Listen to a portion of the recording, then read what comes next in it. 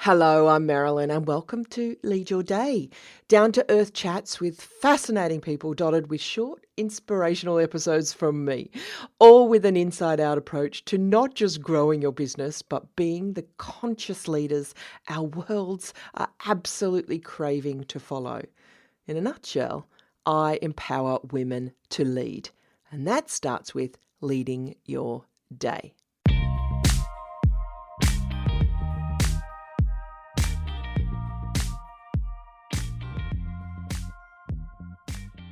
I always thought of myself as a bit of a late bloomer, but my guest today, well, she had huge success from a very, very young age.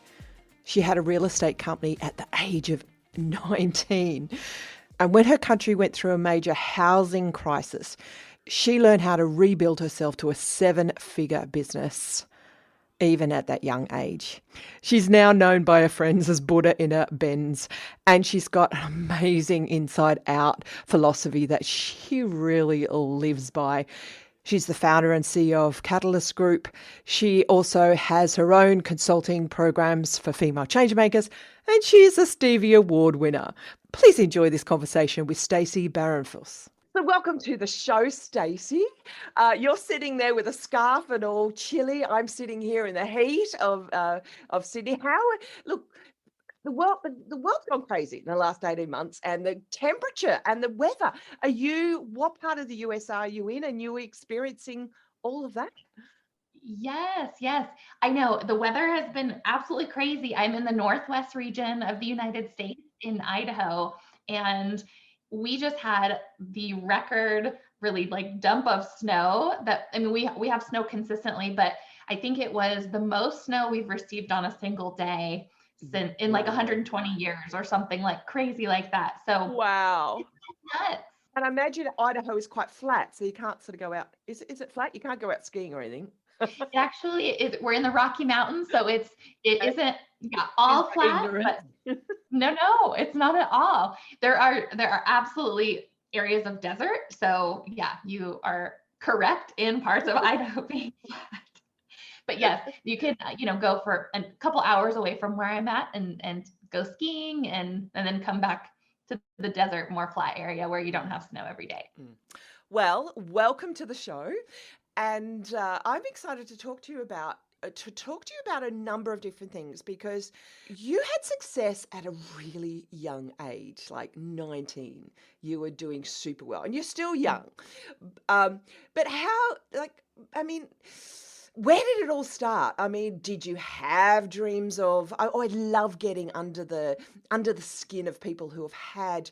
Well, I love getting under people's skin and seeing what makes them tick anyway. But how was it being so successful at such a young age? Yeah, it's so funny. I remember being a kid, and it's funny. I haven't thought of this memory for a while, but I remember being a kid, and my mom gave me an old rotary phone that I would play with, and I would pretend that I was a Delta customer service agent for some odd reason. We flew different airlines, but not just Delta. And I would, that was like my house. While a lot of kids, were more in, raised like house like cooking and and more family. It was always more focused on like customer support and service when I would play. And so as far as the path was concerned, it definitely was one where from a very young age I was the responsible one, and kind of taking care of everyone else, and the order to the chaos. And so I think that was, unbeknownst to me at the time, the start of the entrepreneurial itch, because I was managing so much at a young age. And so when I got into just the itch to get into real estate and enter into the office administration side at first, that interest was more from the perspective of an industry or an entrepreneurial journey that didn't have any limits. That's always been very interesting to me. Is Well, freedom is my word for sure, but not having any barriers to what I wanted to create or the distance that I wanted to go. And I think that's the spark that's in a lot of us, is just that ability to build whatever we want, right? How far back do you think you could see the seeds being planted in you? I mean, you say you were the caregiver. Where were you in that chain of family? And did you have siblings? And were you the oldest? Because often it's the oldest who does that. Right. What happened with you? And more, what I'd really love to know is where. I mean, were your parents entrepreneurial? I mean, where do you see that creating in that young Stacey? Yes, yeah. So my parents were very much of the mindset that they they had to basically adapt to the situation versus create. So what I saw a lot was Mm, I saw my mom not doing what she really wanted to do, for example, because of her responsibilities. And so it was really important to me that almost like I show them a different way, that a different way is possible. mm. Meaning, How old were you when you had that realization? it really, when I was young, I probably was probably between like 8 and 13, that kind of a range. But Yeah. I saw, That's an unusual realization at that age. What sparked that? Did you read something? Did you watch something on TV? Or what do you think? Or was it just in you? yeah, it's so funny. The way that it manifested was I think that it was more seeing my mom not do what she really wanted to do, at least from my Mm, perception. And I mm-hmm. remember almost feeling angry, like at her and at our Mm, life, because it was like you can change the script. Like I almost remember, those feelings when you get frustrated because you don't know exactly how to express something, but it's like on the tip of your tongue. Um, it mm-hmm. was kind of that, and I don't know the word I'm going for, but it was that feeling of like so badly wanting her to see a different reality and her not like having that awareness. So almost like wanting to show, her this other way, show her that she can be free by me being able to be all that I can be. It was like the biggest gift to her to see that there's more out there to pursue, if that makes sense. Yeah, yeah. Were you the oldest child? Yes. So I was an only child, and then my father remarried, Oh. and that brought a younger stepbrother, and then they had a child. So I was the youngest, Mm, and was very quickly put into that role of, you know, watching, mm. babysitting them, Caretaker. and Mm. chores and all that good stuff. Yeah, yeah, Mhm. yeah. And how did your mother react when you got that very early success at 19? Mhm. How did she react? I mean, it sounds like for you it was just a normal thing. That was where you were going to go. But how did she react? Yeah, you know what was interesting is I didn't feel like I could share successes with her right away, because there was a almost like a competitive dynamic at Uh, first. mm-hmm. And then I mean, at the end of the day, she was always the one that said you can do anything you set your mind to. So she is the one that put that, planted that seed with me so early, which is what I built upon. So there was like that element, but then I didn't feel like I could share Mm, all of it with her because she was still stuck in that paradigm where, as mm, I matured and went down my path, I realized the more I share, it's actually the better. So that was my limiting perspective, I mm, think, more than mm, anything. mm, mm. And how did you? I mean, you've had these stirrings for a long time and an awareness of, and that is like as a young child to have that awareness of what's going on. Often we don't get that until we're well, 30s, 40s, 50s, even when we look back. So you've had this uncanny wisdom at a very young age, haven't Mm. you? I mean, what? I mean, when did you? I mean, was there a desire? You've got a number of products, you've got a number of things that you do now, and you're a true entrepreneur in every sense. But was there anything you wanted to be as a child, and or you were a natural? I mean, and I think what I'm trying to say is, how did you discover what you're a natural in? Mhm.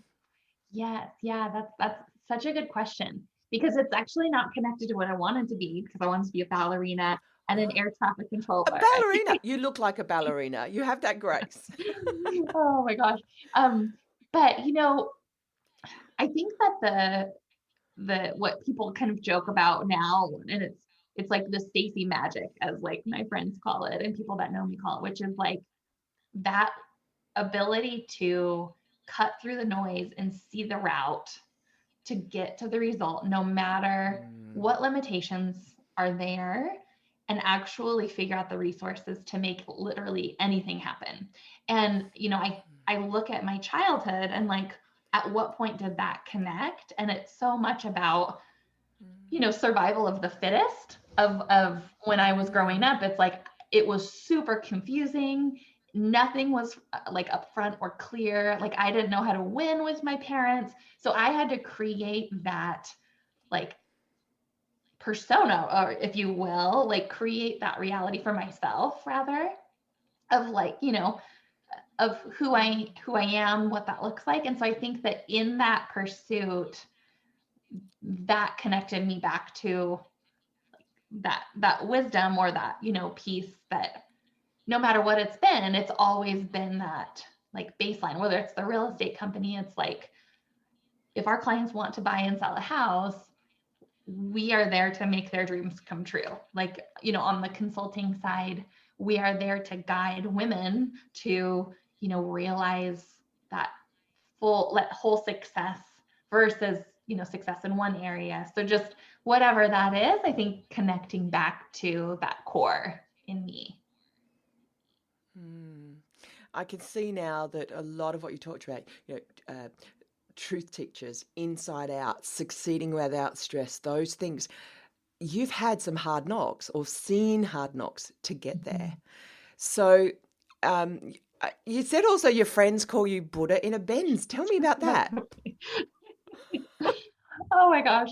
What's so great is when we are calm inside, and have this, because we all have this amazing ability to connect to our true selves to get whatever results we want on the exterior. And so that really comes from this idea of, being an enlightened, and you've heard enlightened entrepreneur, or like an awakened, being that allows you to perform with such, intentionality and purpose, that of course you'd be driving a Benz or a Bentley or whatever the car is, but it's such a beautiful thing when you can truly be calm and have a beautiful state inside and create change that isn't just like fancy results. It's actually changing humanity. I agree.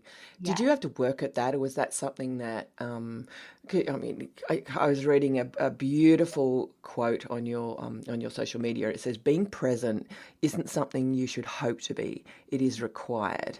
If you're not present, it affects your power and your profitability, period. But how did Stacey get to believe that or live that? Was it just this uncanny Buddha wisdom that sort of came within, or was it hard putting that into practice? Can you? And I know a lot of people listening. We adhere to these principles and these beliefs, and we love the quotes, and we share them, and we put them on our stories and all that thing. But living it is something else. So help us, Stacey. Yes. What was your journey? Well, so what's interesting is that to see the truth, that is the only way we can be free. If we see, we can be free.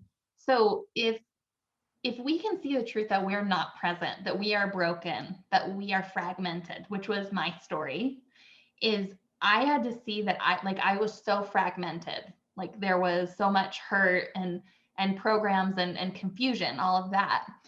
But the way that I put all that back together was I first had to see that there was a problem, right? And more than a problem, like I was deeply suffering. And I think that's that first step, because so much, excuse me, so many of us are suffering, but we project externally, we don't deal with it, we bury it and, do some self-help or something like that, where I think that was the biggest thing first, is just seeing that while I had achieved so much, I was so unhappy inside. And so that set me out on, more of that spiritual journey. For whatever reason, I did have this wisdom like growing up as a child, but can't really say where it came from, but it was there. And that definitely, incentivized me or inspired me rather to pursue whatever it took to figure that out. And so I think like step one, seeing the truth of your state is the only way you can do anything with it. And then being willing to leave no stone unturned to figure out or learn how to be present, how to, practice, have a spiritual practice, and get really honest with yourself. So I think that's the biggest piece. But, being present is, I think, misunderstood today. Like it's somewhere to get to, and it's already here. We just have to, clear out the shrubs, the overgrowth of the programs and conditions and everything that's blocking us from being. And so I think, that's the biggest piece, is just seeing the truth, to be able to see like, okay, I'm not present and I don't need to get somewhere. I just need to be with the fact that I know I'm not being present. And then presence naturally comes in when you can start to see the truth. Absolutely. Your inside out success method, give us that in a nutshell. Yes. Yeah. So it's based on 4 pillars. So these 4 pillars, are at the core of everything, and especially like in this methodology, so that you can basically go through the process of what I just explained to be present. So the first pillar is ownership, and being able to take ownership of not being present, to see how to be present, as an example. The second pillar is awareness. And so, you have to be able to be aware of the things that you are, the things that you're not, to change anything. So those are those first 2 pillars. The third pillar is intention. And so, being able to, clarify your intentions, and also be able to reset your intentions as you evolve and as you change, because a lot of times we're using an old framework, trying to put that over where we are today, which can keep us stuck and all of that. So, and then the fourth is realization. So not only like realizing your hopes, your dreams, and who you want to become, but also your self-realization as it relates to you returning home to yourself, your innocence, becoming more childlike, and being, free of the programs and perceptions that are limiting you. And so those are the pillars that make up that method. And how do you from real estate and all, and now you're teaching others to do this and apply to any area of life. How does that relate to your truth teachers? Yes. Yeah. So the truth teachers really is, a team of, I explain them like warriors, of, the team that ultimately we're building out a certification so that other people can teach the methodology.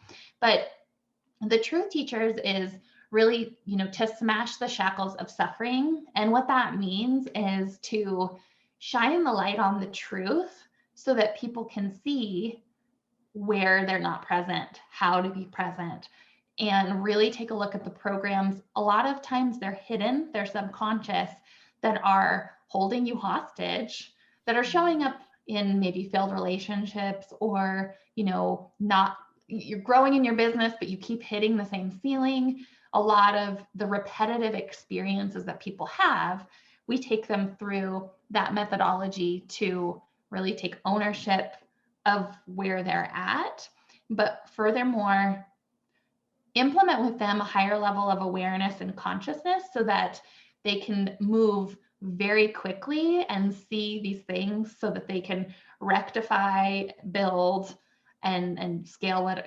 businesses, or, have that fulfillment and freedom in their relationships in life as well. Can you share any stories? Absolutely. Yeah. Like, yeah. So one example is I had a client that was really struggling with the relationship with her son.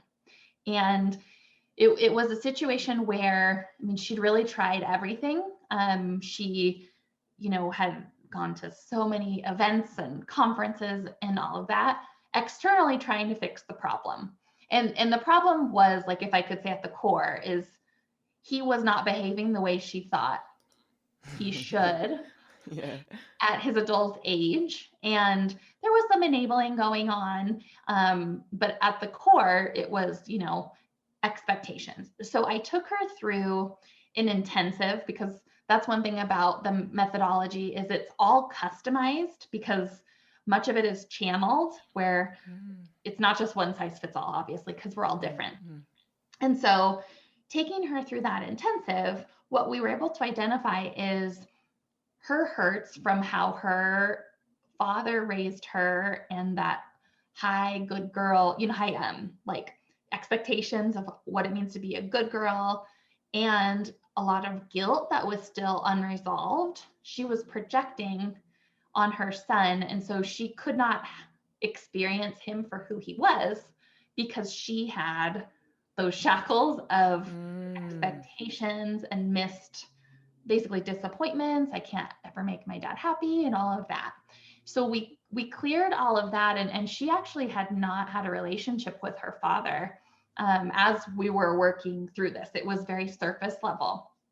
And she ended up reconnecting with him while he was on his deathbed. Just happened to happen while we were working together, and they reconnected. I goosebumps talking about it. In the most beautiful way, because of the work that she did and the clearing that she did. And she was able to go to her son then after and explain what she had gone through, because she hadn't ever actually related to him, because she's just projecting. She wasn't able to share, this is what I'm going through, or I've gone through. What do you think? How do you see the world? It's just all projection, judgment, and you're not enough, basically, because that's the story she got from her upbringing that she hadn't dealt with. And so by clearing all of that, she was able to see not only that relationship for what it was, she was able to heal the one with her father, release him of the bondage that we don't even know what's there between, them from his perspective.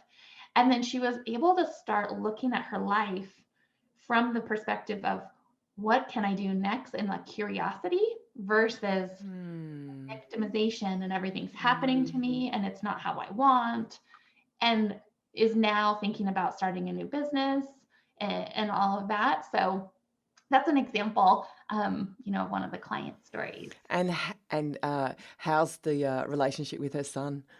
It's amazing. I mean, they've had conversations that they never would have have had. Yeah.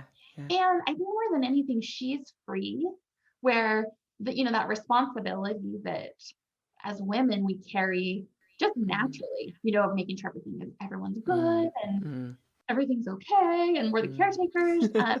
Just that freedom to take that mask off and let that go. I mean, she feels a lot lighter as well. That's amazing. You talk about different inner states, and it goes way beyond mood and emotion. But I mean, this last sort of period that we've lived through in the world, this collective inner state, it has stirred up a lot. And I think I'm having a lot of conversations, especially with women who are like, this being locked in lockdown, this, there's this frustration that they have. It's bringing out inner states that, I was even talking to someone last night, one of my coaching clients, and she was really struggling. She's normally a really positive person, but so she thought, but it's bringing out an inner state that's disheveling her. Are you, what's your take on that? And what do we do with it? Yes, absolutely. Well, there's been so much over the last 12 to 18 months, that's been stirred up. And I think that more than anything, I mean, this period of time has brought us to our knees to look at these things that we've judged as wrong, that we've resisted. Especially just to take like a positive person, someone that, is normally very positive, has a great outlook, they are conditioned that having a negative attitude is bad. And so it's very purposeful that you do not show up in the world with that negative attitude. But when we resist that, we're closing a part of ourselves off. And so I think that this time has, especially because it's been like we've been locked in our houses, like we can't blame anyone else. We can't project because it's like we can't leave our houses. There's no one else here. It's been this amazing opportunity to see that if we close half of ourselves off because it's negative, if we are only showing up in half of our power, we're only playing, half out, we're not full, we're not a complete being. And so I think that this time has allowed us to see that, oh, there are these negative feelings that I don't like, and I don't know what to do with them. And so the first thing is to see that the parts of ourselves that we reject, we have to bring those to the light because there is so much power there. And if I can, I just want to tell a quick story that I heard when I was in India. So it's a story of this woman, and she was this beautiful dancer, and she just loved dancing. She was known for dancing. She was famous, in her own world, and all the people that admired her. She was known for her dancing. And so she had a guru. She went to her guru and she said, "Guru, I'm so grateful that I can dance, but I have this horrible temper, and it's ruined my relationships. It's ruined what, some people think of me. It causes a lot of problems." And asked the guru to remove the anger. She said, "I just want to take my dancing, get rid of this anger." And the guru said, "If I get rid of the anger, then you will lose all of your creativity, which is what allows you to dance and perform the way that you do. So are you sure that you want me to take this away?" And it's just such a perfect story to reflect, because the anger, the bad things that we reject, that's the duality that allows us to have the positive impact, all that we love. And so I love that reminder to look at those scary things, because there's gold there that if you get comfortable with can really bring, just a facet to your life you weren't expecting. Doesn't so how would you, what was that? Sorry? It doesn't make it easy though. You're obviously an entrepreneur, but it's and that drives you, and you'd succeed in any industry. But you've gone deeper. You've gone into what makes people success. What really makes successful, a success, and it's very different to the you go back to the self-development industry, the self-help industry, and they had these sort of steps. What frustrates you, and that you can tell that frustrates me about the industry. What frustrates you about the industry you're in? Where do you think they get it wrong? I think where they get it wrong is and I kind of sense that it's along the same lines as what you're saying, but it's that they're taking a step-by-step process. It's a band-aid to self-help. And I think that that's the thing that I really want, to disrupt in all of this is these the quotes and the affirmations and all of that. It's all surface level. And so I think that's, the thing that irks me the most is all of these people creating their businesses on surface level concepts. And I really want to see everyone go deeper, because if they do, they can pull the root of the weed versus just glossing over it. So I would say that's the thing. Love that. This might be a personal question, but what do you find really hard right now?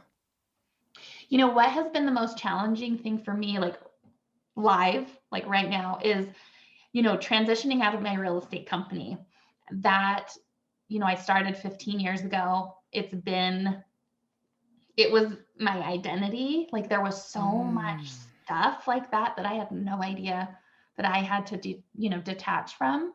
But what the most challenging thing for me was navigating the decision through that transition, because I see all these things I still want to do in the real estate company, like, and building it in different ways. Just that ability to let go and trust at a new level for me was the most challenging thing. I'd say, even to today, it's still, just getting comfortable with this new reality of what this all looks like, and trusting and letting go would be the biggest thing, I would say. Do you think that's because it's hard to trust the unknown? It's hard to, that lack of certainty. What do you think is the source of that? It's interesting because I think it's a little bit about, I've gone through this process of starting this company, building it to a certain place, and it's now like I'm leaving that and starting all over again. But the person I've become is not the person that I was when I started my original company, right? So it's almost this, like, it's all of the things that you said, the uncertainty, like that trusting and all of that. And it's also finding that, like, the identity within, like I always say, like self-sourcing that's been, I think, the biggest transformation I've been going through, is truly everything is inside out now versus the success is my real estate company. No, the success is Stacy, and whatever I touch turns to gold. Like that's the difference. So I think that would be, I'm getting goosebumps. Oh, that was good. I need to write that down. I'll give you the recording. But yeah, So I think that's what's up for all of us. So yeah. So what's ahead for Stacey? What are those dreams that are out there that you would love to see happen? yes, yeah. So so my husband works with me in the real estate company, so he's taking that company forward, and seeing him thrive is something that I'm very much looking forward to, because for the last 7 years, we've worked together. And so it's very exciting for me to have this dynamic where we sit down at the dinner table and have different stories to share, because I'm in a different industry and he's in a different industry. So that, passion and excitement within our relationship is very exciting. So that's one piece I'm excited about. But building my consulting company so that we can truly make waves in the industry to shine the spotlight on the truth for people instead of it being a Band-Aid. Like, I want this company to be the solution, and they don't have to go to another like consulting company afterwards, because they'll have that self-sourced power that they'll get from working with us. Beautiful. Stacey, the podcast, it's called Lead Your Day, but it's part of a bigger movement that I'm creating about leading your world. When I say that phrase to you, what comes to mind? When I hear you say lead your world, I hear that whatever you want to do, whatever change you want to make, you can do that, and you can figure out the steps, the people, the resources, the relationships to do that, and to do it now. Like, the world needs you and needs your gifts and what you're here to do. So I hear, take action. Now is the time, and let's go. What does leadership mean to you? Oh, it means that we have this amazing responsibility to be the light and show others the way, pave the way for others to step into all that they're supposed to be. And gosh, don't we need it right now? Yes. Great leaders. So needed. Stacey, thank you so much for the work you're doing in the world. And it's been lovely getting to know you and chatting. Yes, likewise. I look forward to staying in touch.